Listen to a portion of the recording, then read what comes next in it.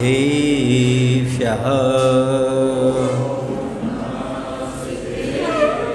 ॐ नमः सिद्धेभ्यः ॐ नमः सिद्धेभ्यः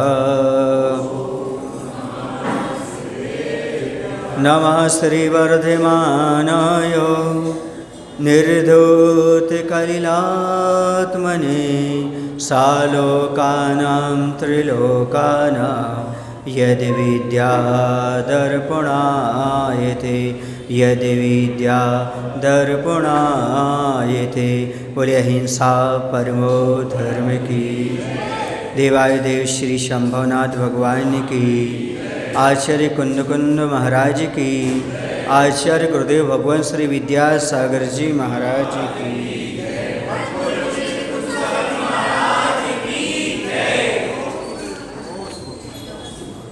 जब कभी किसी के प्रति ईर्ष्या भाव उत्पन्न होता है तो व्यक्ति अपने उच्च विचारों से स्खलित हो जाता है, उसके विचार जघन्य हो जाते हैं और दूसरे की बढ़ती को देख कर के जो आनंद का अनुभव होता है यह विचारों की महानता और उच्चता को दर्शाता है। जैसे जैसे संसारी प्राणी इस प्रकार के भाव करता है, जिसके प्रति ईर्ष्या रखता है, उसके प्रति उसके भाव गलत भी आ जाते हैं, उसके साथ गलत व्यवहार भी करने के लिए तैयार हो जाता है। जैसे कि सागर ने गलत करने का विचार किया था, लेकिन उसकी बुद्धि समीचीन हो गई और समीचीन होने के बाद उसकी थोड़ा सा क्रोध जो था वह बढ़ गया था, है ना, और वह मन में विचार करने लगा और विचार करता है। क्या विचार करता है? उसके विचार को हम सुनते हैं और कलुषित मानस वाला होकर के वह यूँ सोचता हुआ सागर कुछ मनोभाव व्यक्त करता है कि सौ स्त्री हो या पर स्त्री, स्त्री जाति का स्वभाव ही है कि किसी पक्ष से चिपकी नहीं रहती हुआ। उसने अपनी बदलियों पत्नी को भेजा था और वहाँ जाकर कोई कर से प्रभावित हो गई। प्रभावित होकर के उसने प्रलयकार को रोक दिया, उसने गलत नहीं किया, तो वह अपनी पत्नी से रुष्ट होकर के स्त्री जाति की आलोचना कर रहा है और वह ये कह रहा है कि सौ स्त्री हो या पर स्त्री हो, सौ जाति का उसका स्वभाव ही स्त्री जाति का कि किसी पक्ष में वह चिपकी नहीं रहती, अर्थात वह एक पक्ष की नहीं होती। कैसे? अन्यथा मातृभूमि मातृपक्ष को त्याग पत्र देना खेल है क्या? और वह भी बिना संकलेश बिना आयास। यह पुरुष समाज के लिए टेढ़ी खीर ही नहीं त्रिकाल असंभवकारी है। कह रहे हैं कि जो नारियां होती, स्त्री होती हैं, वह अपने मातृभूमि को त्याग कर देती, माँ पिता का घर उनका त्याग करके ससुराल में उनको जाना पड़ता है। ये सहज है क्या? बिना संकलेश के। आजकल तो रोना भी नहीं आता, पहले तो थोड़े रो लेते थे जब विदाई होती थी, अब तो वो भी समाप्त सा होता चला जा रहा है। समझ गए? तो वह सागर यही कह रहा है कि उनका स्वभाव ही एक पक्ष में होकर नहीं रहते। अन्यथा जिस भूमि में जन्म लिया ऐसी मातृभूमि और जिसने जन्म दिया ऐसी माँ और अपने सगे भाई बहन को परिवारजन को छोड़ करके अन्यत्र ससुराल चले जाना, ये हंसी खेल है क्या? ये सहज भाव है क्या? नहीं, इतना सहज नहीं है। और वह भी बिना संकलेश के, बिना आनाकानी किए। यह कार्य पुरुष समाज के लिए तो बड़ी टेढ़ी खीर है। पुरुष समाज तो ऐसा कर नहीं सकता, अत्यंत कठिन ही नहीं असंभव ही है। अब एक प्रकार से प्रशंसा कहें कि आलोचना कहें, ये समझ में नहीं आ रहा है। क्योंकि सागर जो है ना वो क्रोध में कह रहा है और ये कह रहा है कि महिलाओं का स्वभाव चंचल होता है, वो किसी एक की रह नहीं पाती। ससुराल की बात मायके में, मायके की बात ससुराल में भेजने में नंबर 1 रहती हैं चंचल रहती हैं, ये उनका स्वभाव ही रहता है। शादी होने के बाद यहाँ सासू माँ तो हैं, लेकिन सारी सलाह किन से लेंगी? जन्म देने वाली माँ से लेंगे, हर बात शेयर वही करेंगे, है ना। ऐसा हो गया, छोटी छोटी सी बातें, आज ऐसा हो गया, ऐसा हो गया, उनको भी संकलेश में डालना और खुद भी संकलेश में रहना, ये कार्य उचित नहीं लगता। सागर कह रहे उचित नहीं लगता ऐसे। हर किसी से सलाह लोगे तो कभी जीवन में कुछ नहीं कर पाओगे। स्वविवेक भी कहीं कहीं लगाना पड़ता है। परिवार में, समाज में कभी कभी स्वविवेक का भी काम करना पड़ता है, अपना विवेक भी काम करता है। इसलिए प्रकृति ने दो कान दिए, एक से सुनो और एक से निकाल दो। मुख एक दिया है, बोलो कम सुनो ज़्यादा। सुनने से ज़्यादा फायदा होता है। और ज़रूरी नहीं कि जो हर कोई व्यक्ति सुना रहा है तो उसको आप रख ही लो, उसे सच ही मानो। उसे कभी कभी निकालना भी पड़ता है, इग्नोर करना पड़ता है, उसे अपने पास रखना नहीं पड़ता है। ऐसी परिवार में जो भी सदस्य हैं उनका भी यही कर्तव्य है। कुछ बातें इग्नोर की जाती हैं, कुछ प्रश्नों के उत्तर ना दिए जाएं तो उनकी महिमा गरिमा बढ़ जाती है। आचार्य से कहते हैं शब्द पंगु हैं, जवाब ना देना भी लाजवाब है। शब्द पंगु होते, किस चीज़ों के उत्तर नहीं होते। कुछ लोग तो अपने पिताजी से भी संतुष्ट नहीं हैं, कुछ लोग अपनी पत्नी से, पति संतुष्ट नहीं है। कौन किससे संतुष्ट संसार में? तो जो जिससे संतुष्ट नहीं है वो से रुष्ट है तो उसकी भाषा हमेशा आलोचनात्मक ही दिखेगी, ये निश्चित है। तो सबकी बात पर ध्यान दोगे तो जीवन में कुछ नहीं कर पाओगे। आचार्य ने लिखा है राजा और महाराजा बहुत कठोर होते हैं। राजा और महाराजा बहुत कठोर होते हैं। वो अन्य किसी का विश्वास तो करते ही नहीं हैं, अपने मन का भी विश्वास नहीं करते। राजा इसलिए अपने मन को कंट्रोल में रखता है और महाराजा भी अपने मन को बस में रखते हैं। क्यों? पता नहीं, कभी कभी मन भी इस प्रकार के विचार उत्पन्न कर दे। नहीं, सावधान, ये तुम्हारे विचार गलत हैं, ये विचार ठीक नहीं है, ये 100 पर घातक है। इन विचारों को यहीं पर सबसाइड कर दो, यहीं पर समाप्त कर दो, इसे प्रोग्राम करने की आवश्यकता नहीं है। इसलिए राजा और महाराजा हर किसी का विश्वास नहीं करते, इसके साथ साथ अपने मन का भी विश्वास नहीं करते। पता नहीं मन कब क्या कहने लगे, कैसे विचार आ जाए। इसलिए मन को हमेशा कहाँ रखते हैं? कंट्रोल में रखते हैं। मन को ठंडे अवस्थे में रखते हैं। कौन से अवस्थे में? ठंडे अवस्थे में रखते हैं, उसे बाहर नहीं निकालते। क्यों? क्योंकि बाहर की हवा लग जाएगी तो गड़बड़ हो जाएगा। इसलिए यहाँ पर कहा जा रहा है कि ये सहज काम नहीं है हर किसी का हो जाना। और महिलाएं बहुत जल्दी घुल मिल जाती हैं और सबको अपना सा मानने लगती हैं, बहुत जल्दी मानने लगती हैं। इसलिए अपनी मन की बात सबके सामने निकाल देती हैं। समझ गए? सबको अपना मानने की ये भूल हो जाती है उनकी। बहुत जल्दी भावुक हो जाते हैं। भावुकता बहुत खतरनाक होती है। और आज की युवतियों को, बच्चियों को ये बहुत बड़ी शिक्षा ले लेनी चाहिए कि भावुकता के दलदल से बचना चाहिए। भावुकता एक ऐसा दलदल है जिसमें बड़े बड़े हाथी भी फंस जाते हैं और उनका निकलना बड़ा मुश्किल होता है, और वहीं पर अपनी जीवन समाप्त कर देते हैं, जिन जीवन की लीला समाप्त हो जाती है। इसलिए युवतियों को, बच्चियों को भावुकता में आकर के किसी को कोई बाधा, कोई वचन नहीं देना चाहिए और अपने जीवन के अहम निर्णय स्वयं नहीं लेना चाहिए। भावुकता में पड़ करके बाद में दलदल जैसे फंस करके जीवन को समाप्त कर दे। इन चीज़ में थोड़ा सा अपने जीवन रूपी खेल के एम्पायर माता पिता को बनना चाहिए, तभी काम बन सकता। स्वयं एम्पायर बन करके निर्णय लेकर के यदि खेल खेलोगे तो न हार होगी न जीत होगी, आपका खेल बेकार हो जाएगा, इसलिए जीवन भी बेकार हो जाएगा। इसलिए भावुकता की दलदल में कभी नहीं फंसना चाहिए, एकदम अति भावुक नहीं होना चाहिए। आगे और भी कहा जा रहा है, सुनिएगा आगे क्या कहते हैं कि ये काम तो पुरुष के लिए टेढ़ी खीर है और हर किसी से प्रभावित नहीं होता। इसके बाद क्या होता है? इसलिए भूलकर भी कुल परंपरा संस्कृति का सूत्रधार स्त्री को नहीं बनाना चाहिए और गोपनीय कार्य के विषय में विचार विमर्श भूमिका नहीं बताना चाहिए। धरती के प्रति बैर वैमनस्य भाव, गुरुओं के प्रति गर्भीली दृष्टि, सबको अधीन रखने की अदम्य आकांक्षा, सर्वभक्षणी वृत्ति, सागर की यह स्थिति देख सतेज प्रभाकर से सहा नहीं गया वह सब। और आगे कहते हैं, सुनो, कभी भी स्त्री के लिए कुल या वंश परंपरा या सभ्यता की सुरक्षा का भार नहीं सौंपना चाहिए। कभी भी उनके लिए पूरे परिवार का भार नहीं सौंपना। इसके साथ ही साथ कह रहे उन्हें प्रधान नहीं बनाना, कोई व्यवस्था में कोई कार्य प्रधान नहीं बनाना, और गुप्त कार्य के विषय में स्त्रियों से विचार विमर्श नहीं करना।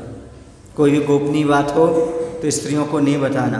जब भी स्त्री को बताओगे, उससे सलाह लोगे, उस समय तुम्हारा दिमाग काम नहीं करेगा, चकरा जाएगा आपका। और कह रहे हैं मूल रचना की बात इत्यादि नहीं कहना चाहिए। यहाँ पर कहा कुल, वंश, परंपरा आदि की सुरक्षा का भार स्त्री समाज को नहीं सौंपना चाहिए, उन्हें प्रधान नहीं बनाना चाहिए। घर का मुखिया पुरुष ही होना चाहिए, स्त्री नहीं होना चाहिए। सारे निर्णय स्त्री ना दे घर के। ये जहाँ पर स्त्री प्रधान घर हो जाता है वहाँ आपको मालूम है क्या होता है। इसलिए पुरुष प्रधान होना चाहिए, अर्थात पुरुष को मुखिया बना करके चलना चाहिए, पुरुषों की सुनवाई होना चाहिए।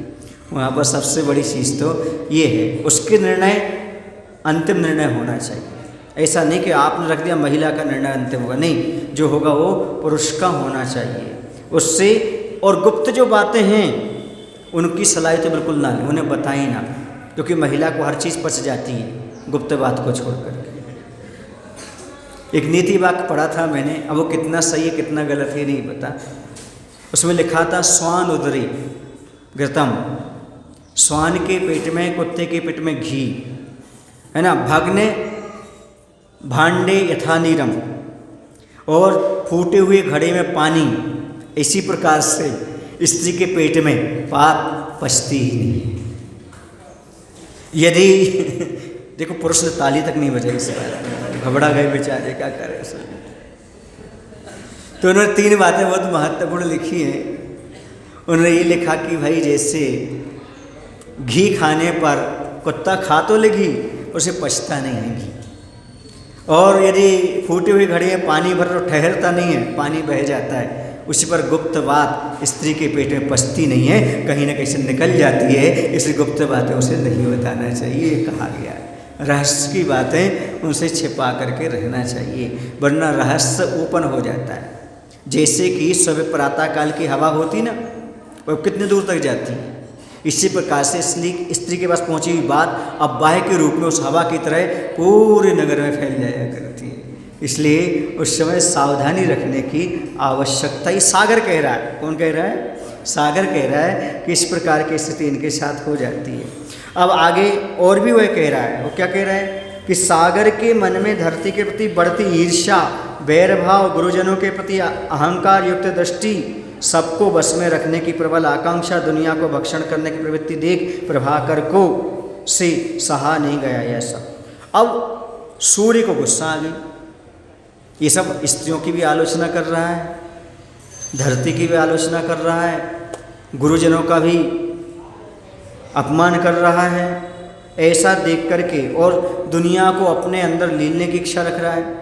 ऐसे गुस्सा आ गई उसको, उसे सहा नहीं गया। अब सूर्य क्या कहता है सुनो, क्योंकि सूर्य ने की बात मान ली थी स्त्री पक्ष ने, अब इसकी मानी नहीं थी। जिसकी नहीं माने तो गुस्सा, अब महिला करे तो करे क्या बेचारे। हाँ, इसकी नहीं मानो तो दिक्कत, उसकी नहीं मानो तो दिक्कत। इसकी नहीं मानी तो उसने आलोचना कर दी सागर ने, और उसकी मान ली तो प्रभाकर उसका पक्ष ले रहा है। क्यों? क्योंकि इसने हमारी बात को स्वीकार किया था, वह कह रहा है। तो कहते हैं अतः उसने सागर तल के रहवासी तेज तत्व को सूचित किया, गुण संकेत सचेत किया जो प्रभाकर से ही शासित था। जातीयता का साम्य भी था, जिसमें परिणाम स्वरूप तुरंत वर्णानल भयंकर रूप ले खोल उठा। और हे छार का पारावार सागर, तुझे पी डालने में एक पल ही पर्याप्त है मुझे, यूं बोल उठा। और सुनो क्या हुआ वहाँ पर।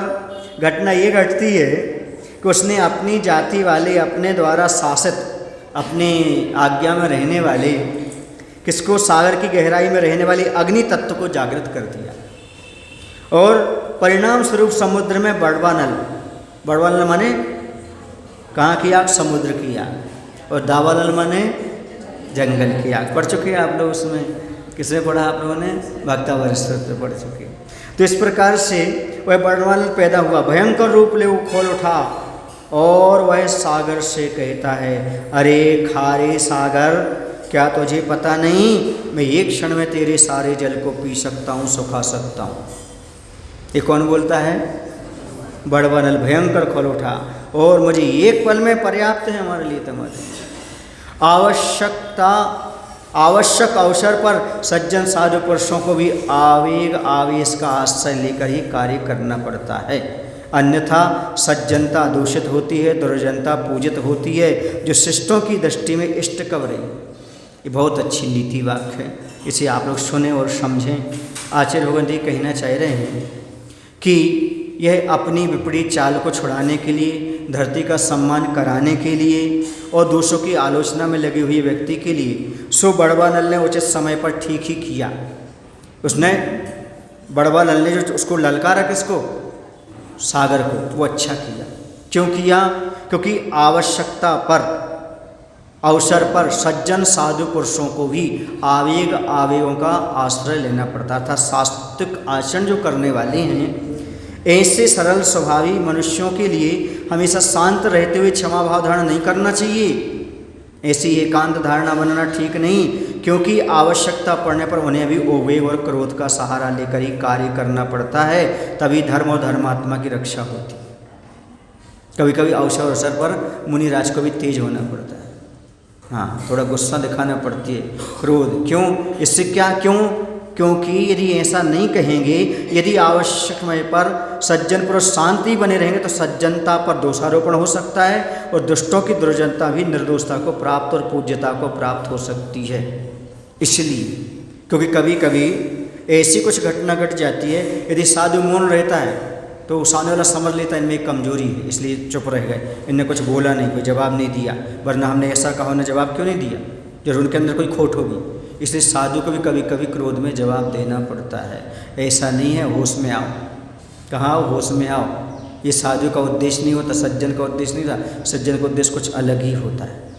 इसलिए सरल परिणामी साधु संतों को भी कभी के क्रोध का आश्रय लेकर के सामने वाले को बताना पड़ता है कि भाई तुम क्या कर रहे हो, दोषारोपण लगा रहे हो। ये दोष तो जीवन में कभी हमने न लिया है न कभी ले सकते हैं, जिस दोष की आप बात कर रहे हो। इससे तो तुम कोसों दूर रहो, क्योंकि साधु इन चीज़ों से हमेशा कैसे रहता है? दूर रहता है। उसकी साधना आत्मकल्याण के लिए संसार की वस्तुओं को इकट्ठा करने की उसकी कामना नहीं रहती। वह कभी सांसारिक कोई पदार्थों को नहीं चाहता। उसे अपने आत्मकल्याण में इतना आनंद आता है, अपने रत्नत्रय में इतना आनंद आता है, इन रत्नों की कोई ज़रूरत उसे पड़ती ही नहीं है। यदि ना बोला जाए तो आचार्य कहते दो नुकसान हो जाते हैं। क्या नुकसान हो जाते हैं यदि ऐसा ना बोला जाए तो? धर्मात्मा की रक्षा नहीं हो सकती और लोग सज्जन पर भी दोषारोपण करते हैं, सज्जनों को भी बुरा भला मानने लगते हैं और दुष्टों की दुर्जनता भी निर्दोषता पर। दुष्ट जो बोल रहे हैं ना वो सिद्ध हो जाता है, सही हो जाता है, उसकी पूज्यता हो जाती है। और आगे क्या होता है उसके साथ साथ? तो कह रहे हैं उसके साथ ये हो जाता है, कथनी और करनी में बहुत अंतर है, जो कहता है वह कर्तन। यहाँ पर है दुर्जनता पूजित होती है, जो शिष्टों की दृष्टि में इष्ट कवर है। यदि दुर्जन लोग पूज्य हो जाएं तो सज्जन लोगों की दृष्टि में अच्छा रहेगा क्या? फिर तो संसार में सब अधर्म में पाप ही रह जाएगा। और दूसरी चीज़ ये है, हर किसी को जब आदमी एक तराजू से तोलने लगी तब उनको गुस्सा आता है कि हर किसी को एक तराजू पर नहीं तोलना चाहिए। हर व्यक्ति एक सा नहीं होता। सामने वाले की वर्तमान में कोई परिस्थिति हो सकती है, लेकिन उस परिस्थिति का अर्थ ये नहीं है कि आप उसके सामने कुछ भी बोल के चले जाओ, कुछ भी कह दो, कुछ भी कहो। क्यों? क्योंकि उसकी भी परिस्थिति है, कर्म का उदय है, उस रूप से वह सहन कर रहा है, लेकिन कभी सिद्धांतों से समझौता नहीं करता, कभी किसी परिस्थिति से झुकता नहीं है और किसी चीज़ को ग्रहण करने का कभी जीवन में भाव नहीं कर सकता। ये बात सज्जन को अच्छी तरह से ज्ञात होती है, इसलिए सज्जन इस चीज़ को कभी सहन नहीं करता। इसलिए उसे कभी कभी आवेश भी दिखाना पड़ता है, बताना भी पड़ता है कि भाई देखो आप जो समझ रहे हो वो नहीं है, क्योंकि रिश्ते रास्ते के होते हैं, मंजिल के नहीं। जो तुमने मुझे समझा है वो मैं नहीं हूँ, मैं चेतन हूँ, जड़ नहीं हूँ। जड़ नहीं जो तुम्हारे जड़ पदार्थों के पीछे पड़े रहें, जड़ नहीं जो तुम्हारे जड़ पदार्थों को इकट्ठा करते रहें। वो अपने आत्मा के रत्नत्र की साधना में लगे हुए, चेतन रत्न को प्राप्त करने में लगे हुए हैं। जिसको कल्याण करना है सो आ जाओ, नहीं करना है तो अपना रास्ता नापो। क्यों? क्योंकि रास्ता तो मोक्ष मार्ग का है, ये तो रास्ता सीधा है। इसमें सब रिश्ते रास्ते के हैं, कोई मंजिल तक जाने वाले नहीं है। और मैं चेतन हूँ, चेतन मैंने आत्मा, मैं आत्मा का सम्मान करता हूँ, जड़ पदार्थों का, धन दौलत का, तुम्हारी चीज़ों का सम्मान नहीं करता। एक चीज़ लेने की इच्छा नहीं करते। मात्र एक साधु परमेष्ठी हैं जो संसार में विचरण करते हुए संसार कोई वस्तु से अटैचमेंट नहीं रखते। न जग को त्यागो न हर किसी को भूल जाओ, जिंदगानी में दुनिया में ऐसे रहो जैसे कमल रहता है पानी में। ये धन दौलत की कामना उनके पास नहीं रहती, उन्हें कोई इच्छा नहीं रहती कोई सामग्री हमारे लिए प्राप्त हो जाए। अच्छा ये आप बताओ, चातुर्मास में साधु ने कोई चीज़ मांगी आपसे अभी तक? बोलो, कोई चीज़ की डिमांड रखी क्या? हाँ, क्यों? क्योंकि ये साधु सज्जनों का अपने आप में एक वो होता है, उनकी एक अपनी कहना चाहिए स्वाभिमान होता है, एक अपना जीवन होता है, याचना परिचय सहन करते हैं, कभी कोई चीज़ किसी से मांग नहीं करते, कोई कुछ चाहते नहीं है। क्यों? क्योंकि वो सब कुछ छोड़ करके यहाँ पर मात्र दिगंबर मुद्रा के साथ, पची कमंडल के साथ चला जाता है, ये उनका रहता है।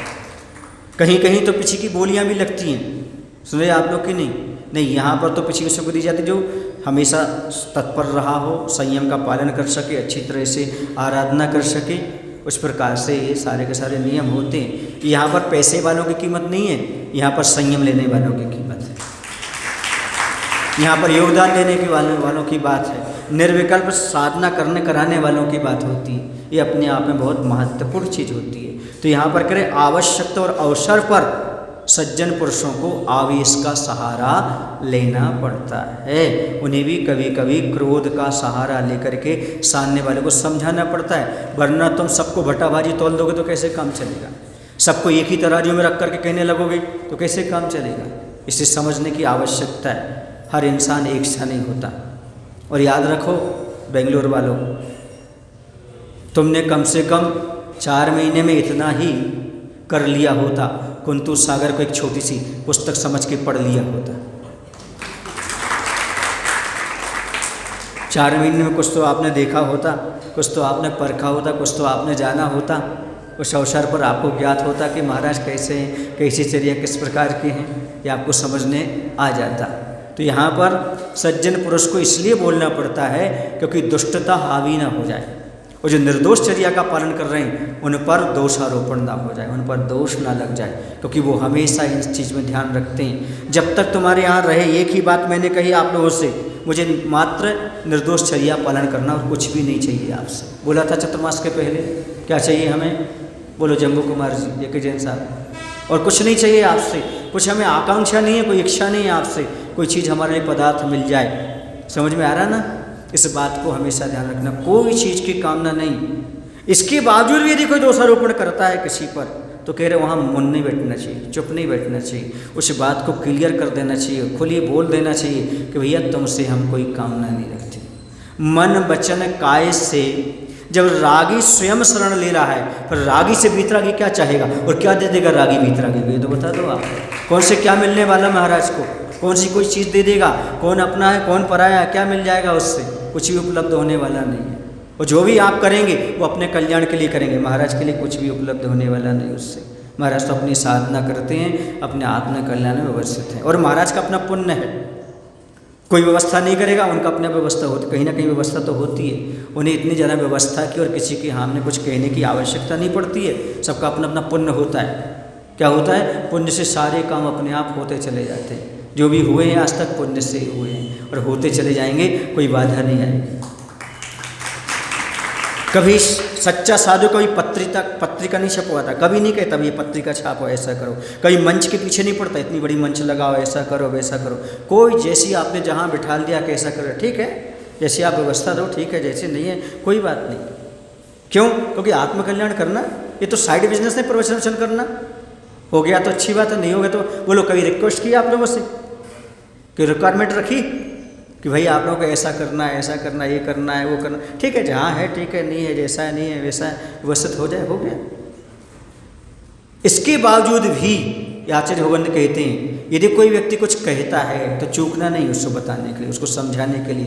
ध्यान रखो, अपने हिसाब से रहो, उतने ही शब्द बोलो, उतनी ही बात करो जितने की आपको ही पाप का बंधन ना हो और सामने वाले को दोष भी ना लगे, धर्म सुरक्षित बना रहे, धर्म की सुरक्षा होती रहे, आपको भी पाप का बंधन ना हो। मैंने एक बार पहले कहा था, शायद आप लोग भूल गए होंगे, कि भाई आप लोगों के लिए आलोचना करना है तो सबकी करो, मेरी छोड़ करके। पूछो क्यों? इसलिए क्योंकि मैं नहीं चाहता आप मेरे निमित्त से नरक जाएं। मैं नहीं चाहता आप मेरे निमित्त से निमित्त जाएं। आपको जिससे निमित्त से जाना उस निमित्त से जाओ, पर कुंतु सागर को दुख ना हो जाए स्वर्ग जाने के बाद मेरी वजह से सामने वाला वहाँ चला गया। इसलिए भूल करके भी कभी आलोचना के भाव नहीं बनाओ। यदि आपके अंदर कोई बात आ रही है तो महाराज से क्लियर करो, महाराज के पास पहुँचो, उनसे बात करो और फेस टू फेस बात करो आप। कि महाराज ऐसी ऐसी बात है, ऐसा ऐसा है। क्यों? क्योंकि इसके कारण दुष्टता बढ़ेगी फिर आप लोगों की। उस दुष्टता को समाप्त करने के लिए फेस टू फेस बात करने की आवश्यकता है आपको। आप क्या लेना चाहते हैं, आप क्या देना चाहते हैं, क्या करना चाहते हैं, इस बारे में आप क्लियर कर लीजिएगा, तो आपको आगे कोई दिक्कत जाने वाली नहीं है। वरना आप कर्म का बंद करते रहेंगे और कुछ भी उपलब्ध नहीं करेंगे। यदि आपने साधु संतों के प्रति अनर्गल सोच रखी तो आपके कर्म का बंद होगा। अब जैसा होगा आगे सो होगा आपके प्रति। इसलिए दृष्टिकोण को संभालते हुए जो भी आपके नगर में साधु संत आते हैं, जितना आपसे बनता है सेवा वैयवृत्ति करिएगा और कभी भी इस प्रकार की दुष्टता का परिचय मत दीजिएगा। मेरा आप लोगों से कहना है, जब भी आप कहें तो अच्छी शालीनता के साथ अच्छे शब्दों का उपयोग करते हुए बात करें तो आपको आनंद का अनुभव होगा और आपकी चर्या अच्छी चलेगी और आगे आपको अवसर भी प्राप्त होता रहेगा। क्योंकि ये प्रसंग यहाँ पर आ गया तो मुझे कहना पड़ रहा है कि अवसर पर साधु को कभी कभी क्रोध भी दिखाना पड़ता है, कहना भी पड़ता है। मैं कहना तो नहीं चाह रहा था, लेकिन प्रसंग यहाँ पर आ गया तो इस प्रकार का मुझे अब कभी कभी ऐसा होता है जो घटना घटती है वो मुखमाटी में आ जाती है। अब मैं क्या करूँ उसके लिए? अब जो प्रसंग आएगा वो कहना तो पड़ेगा कि भाई इस प्रकार का आचार्य ग्रंथ लिख रहे हैं कि कभी कभी आवश्यकता में सज्जन साधुओं को भी आवेग और आवेशों का आश्रय लेना पड़ता है। कारण क्या है? कहीं सज्जन पर दोष न लग जाए, कहीं दुर्जनता बढ़ न जाए, क्योंकि शिष्टों को ये सारी चीज़ें पसंद नहीं होती। दूसरी बात ये, जहाँ पर सिद्धांत का लोप हो रहा हो, क्रिया का विध्वंस हो रहा हो, वहाँ पर मौन रहते हुए भी साधु को अवश्य बोलना चाहिए। ये भी आगम में लिखा गया है। इसलिए सावधानी अपने आप में महत्वपूर्ण होती है, सावधानी रखने की बहुत आवश्यकता होती है। और कई बार ऐसा होता है कि कल भी बताया था कि साधुओं से सलाह लेना चाहिए, सलाह देना नहीं चाहिए। क्या नहीं करना चाहिए? अपना ज़्यादा ज्ञान उन्हें बताने की आवश्यकता नहीं है। उन्हें मालूम है उनके पास कितना ज्ञान है, उन्हें मालूम है वो कितने पढ़े लिखे, कितने समझदार है, कितने नहीं, किस प्रकार के। इस प्रकार की ज़्यादा दिमाग लगाने से काम नहीं चलता। मोक्ष मार्ग में या साधु सेवा में वही आगे बढ़ सकते हैं जो दिमाग से नहीं, हृदय खोल करके काम करते हैं। और जो हृदय से काम करते हैं उन्हीं को सब कुछ प्राप्त होता है। क्योंकि जो आत्मानुशासन में रहने वाले हैं, शिष्टाचार का पालन करने वाले महापुरुष हैं, उनके लिए कभी भी ये चीज़ें प्रिय नहीं लग सकती, कभी अच्छी नहीं लग सकती। इस प्रकार के कि कोई सज्जन पर दोषारोपण करे, कोई दुष्टता से व्यवहार करे, उनको कभी पसंद नहीं हो सकता। देखा आपने, सुना होगा जब 700 मुनिराजों पर, अकंपनाचार्य आदि पर क्या आया था उपसर्ग, तब किन्होंने सलाह ले लिया था?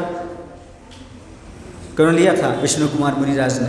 वह वहाँ पर पहुँच गए थे अपनी विक्रिया के माध्यम से, और 3 पग जमीन मान करके उसने हाहाकार मचा दी थी। किसने? बलि ने। इस प्रकार से तो ये जब बाली मुनिराज ने अंगूठा दबा दिया था तो रावण रोने लगा था। क्यों? इतने सारे जनालय ये सब समाप्त हो जाए, हो जाएंगे। कभी कभी साधुओं को भी अपनी शक्ति का प्रयोग करना पड़ता है, धर्म की रक्षा के लिए, जीवों की रक्षा के लिए और धर्म मार्ग को सुरक्षित बनाए रखने के लिए। इसलिए उन्हें कभी कभी इस प्रकार का अपनी शक्ति का भी उपयोग करना पड़ जाता है। और समंतभद्र महाराज ने भी अपनी शक्ति दिखाई थी, मिथ्यात्व के पिंड को फोड़ करके चंद्रप्रभु भगवान को प्रकट किया था। ये सब साधुओं के पास ऐसी शक्तियाँ होती हैं, ऐसी चीज़ें होती हैं, वो दिखाते नहीं, बताते नहीं, लेकिन जब उनका उपयोग होता है तब बाद में मालूम पड़ता है इस प्रकार का चमत्कार हुआ है। ये चमत्कार नहीं है, कभी कभी धर्म की रक्षा के लिए उन्हें आगे आना पड़ता है। वो चाहते नहीं इन सब का उपयोग करना, लेकिन कभी कभी ऐसा करना पड़ सकता है, पड़ता है। आगम में इस प्रकार की कहानियाँ हमारे लिए प्राप्त हुआ करती हैं। इसलिए हर चीज़ को सावधानी के साथ ही आगे काम करना चाहिए, आगे बढ़ाना चाहिए। आगे चलते हैं। कोई भी चीज़ कहने से पहले पूरा पर विचार करो, मंथन करो, उसके बाद सामने रखने का प्रयास करो। फिर बाद में गलती हो गई ऐसा कहने से कुछ नहीं होता। कर्म का बंध थोड़ी छोड़ता है, कर्म का बंध तो कर्म का बंध ही है, वो तो बंधने वाला ही है, उससे कोई रोके नहीं। महाराज क्षमा कर दो, तुम क्षमा कर दो, सब क्षमा कर दे, कर्म कहाँ जाएगा? कर्म से कैसे जूझोगे आप? ये तो विचार करो, कर्म तो कर्म ही होता है ना। इसलिए हमारे लिए कर्म ऐसे करना है, वाणी का उपयोग ऐसा करना है जिसके माध्यम से कर्म का बंध न हो और सामने वाले का सम्मान भी सुरक्षित बना रहे, सम्मान अच्छा रहे। ये आपको शिक्षा दे रहे हैं, गुस्सा नहीं हो रहे और आपका कोई टीका टिप्पणी नहीं कर रहे, लेकिन आप लोगों को हमेशा सहिष्णुता से और सरलता से काम करना चाहिए। शब्दों को नपितुल्य ही बोलना चाहिए और नपितुल्य शब्दों से ही बात करना चाहिए, जिससे सबकी गरिमा बनी रहे और आपकी भी गरिमा हमेशा बनी रह सकती है। तो इस प्रकार का ये यहाँ पर कहा आवश्यकता पर बोलना था, इसलिए लास्ट में बोलते बोलते हम जा रहे हैं कि कभी ऐसा जो भी साधु आपके नगर में रहें हमेशा निर्विकल्प रहें और आप भी निर्विकल्प रखें। साधु तो हमेशा यही चाहते हैं कि गृहस्थ का जीवन निर्विकल्प रहे। सावक का भी कर्तव्य बनता है जब भी साधु रहे उन्हें निर्विकल्प रहने का प्रयास करें। कोई आपस की बात आती है वहीं समाप्त करने का प्रयास करें। कोई बातें महाराज तक भेजने की आवश्यकता नहीं है, क्योंकि समझदार लोगों का यही कर्तव्य बनता है समझदारी से काम लें। कैसे काम लें? समझदारी से काम लें, तभी काम चलता है। अब आगे चलते, कथनी और करने में बहुत अंतर है। जो कहता है वह करता नहीं और जो करता है वह कहता नहीं। यूँ ठहाका लेता हुआ सागर व्यंग कसता है पुनः, ऊपर से सूरज जल रहा है, नीचे से तुम उबल रहे हो और बीच में रहकर भी यह सागर कब जला कब उबला, इसका शीतल शील यह कब बदला। हाय रे शीतल योग पाकर भी शीतल कहाँ बने तुमने उष्णत्व को कब उगला। और किस पर कह रहे हैं सुनो।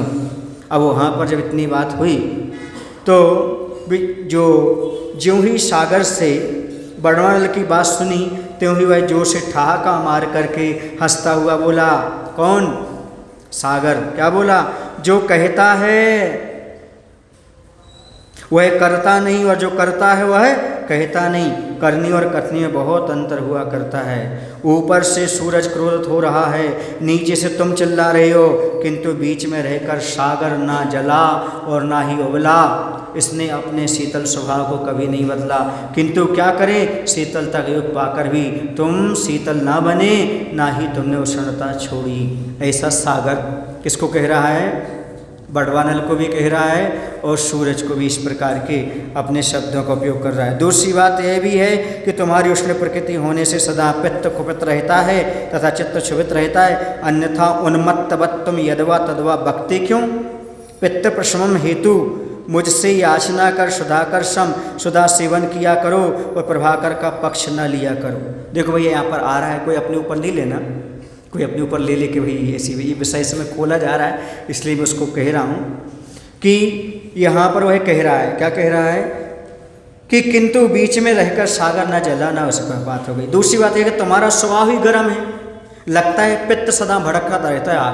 आपके अंदर क्या भरा रहता है? पित्त भरा रहता है, इसलिए आपका पित्त भड़कता है। चित्त माने मन सदा विचलित रहता है। अन्य पागलों के समान यदि तो कुछ भी बकते रहते हो तुम। मेरी मानो पित्त के उपशम हेतु तुमसे याचना करता हूँ कुछ। वो कह रहे हैं कि देखो हमें ऐसा लग रहा है कि तुम पागल जैसे कुछ बोलते रहते हो, यदवा तदवा बकते रहते हो, क्योंकि हमें लगता है तुम्हारा पित्त भड़क चुका है, पित्त भड़क रहा है, ऐसा लगता है। और मुझसे याचना कर सुधाकर सम सुधा सेवन किया करो और प्रभाकर का पक्ष न लिया करो। और एक काम करो, तुम मेरे समान सुधा का पान करो और कभी भी तुम सूर्य का पक्ष मत लो। ये कौन कह रहा है? सागर। किससे कह रहा है? बड़वानल से। उनका पक्ष मत लो, मेरा पक्ष लो। कूट कूट कर सागर में कूटनीति भरी है, पुनः प्रारंभ होता है पुरुषार्थ, पृथ्वी पर प्रलय करना प्रमुख लक्ष्य है ना। और कह रहे हैं कि यहाँ पर कूट कूट करके कूटनीतियाँ भरी हुई हैं। कौन सी नीति भरी हुई है? कूटनीति भरी हुई हैं। पृथ्वी पर प्रलय मचाना ही प्रमुख उद्देश्य सागर का। सागर चाहता है कहीं ना कहीं से उद्विग्नता पैदा हो जाए, कहीं ना कहीं से कुछ गलत हो जाए, क्योंकि संसारी प्राणी दूसरे की बढ़ती नहीं देख पाता, तो कभी कभी लगता है कहीं ना कहीं गड़बड़ी करो, कहीं ना कहीं लास्ट में कुछ ना कुछ उपद्रव पैदा करो। ऐसे लोग विचार करते हैं, क्या करते हैं? इस प्रकार का सोच रखते हैं। तो कह रहे इस प्रकार की कहीं ना कहीं गड़बड़ी करने का भाव हो जाता है। और 3 पुरुष बादलों को प्रशिक्षण किया उसने। अब बदलियाँ तो लौट के आ गई, और पुरुष पक्ष कूटनीति से तैयार कर रहा है। क्या कर रहा है? क्योंकि आदमी साम दाम दंड भेद सारे अपनाना चाहता है, कहीं ना कहीं मुझे सफलता प्राप्त हो जाए। इसलिए इस बार पुरुष को प्रशिक्षित किया प्रचुर प्रभुत समय देकर, और वह पुरुष है 3 घन बादल, बदलियां नहीं दद बदलने वाली, जट से दया से पिघलने वाली। वो समझ गया कि स्त्रियां तो बदल जाती, पुरुष बदलने वाले नहीं, इसलिए इनको अपने पक्ष में लो। पहले बदलियां भेजी थी, अब बादल को तैयार कर लिया। शुभ कार्यों में विघ्न डालना ही इनका प्रमुख कार्य है, इनका जघन परिणाम है, जघन ही काम और घन नाम। बादलों का नाम क्या है? घन। कह रहे हैं बादल सघन घने हैं, प्रमुख कार्यों में विघ्न डालना ही इनका प्रमुख कार्य है, जघन्य परिणाम और जघन्य इनका काम है, घन सार्थक नाम है इनका, सागर से खारे जल। इस प्रकार से बात यहाँ पर कह रहे हैं। सुनो, कुछ संसार में ऐसे लोग होते हैं जिन्हें किसी न किसी अच्छे कार्य को देखकर विघ्न डालने की इच्छा हो जाती है, वो कुछ ना कुछ वह चीज़ें उत्पन्न करते हैं, बताते हैं, कहते हैं, क्यों? वो विघ्न संतोषी होते हैं। ये हमारी कुशलता है। क्या है? हमारी कुशलता है कि विघ्न संतोषियों की बात सुनना नहीं चाहिए, उन विघ्न संतोषियों को इग्नोर करके अपनी कार्य को अंजाम देना चाहिए।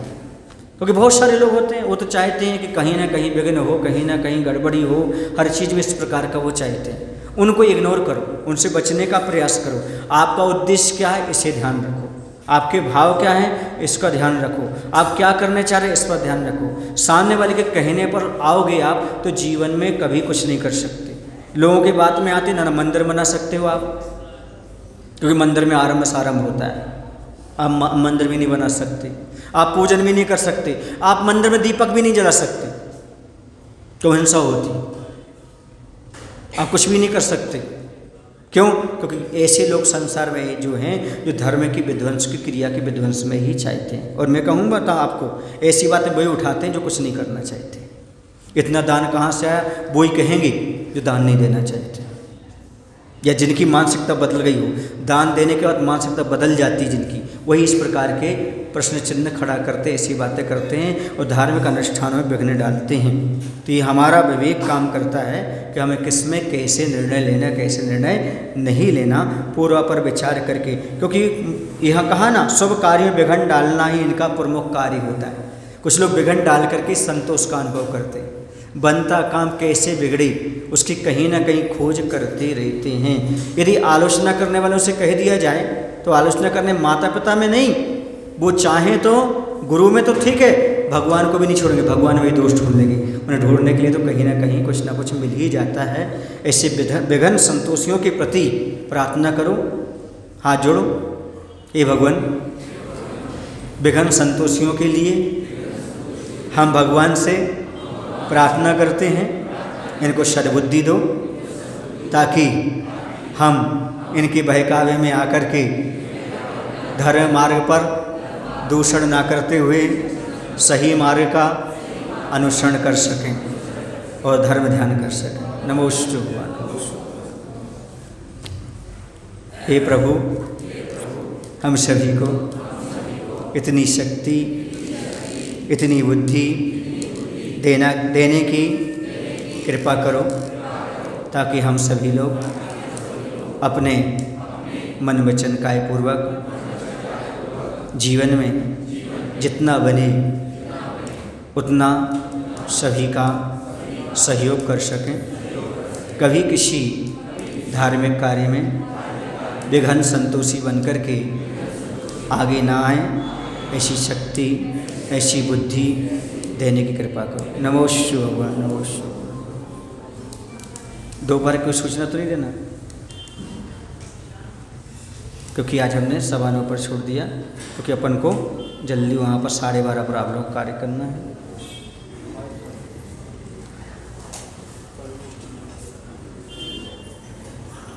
इसको बंद तो कर दिया कि नहीं?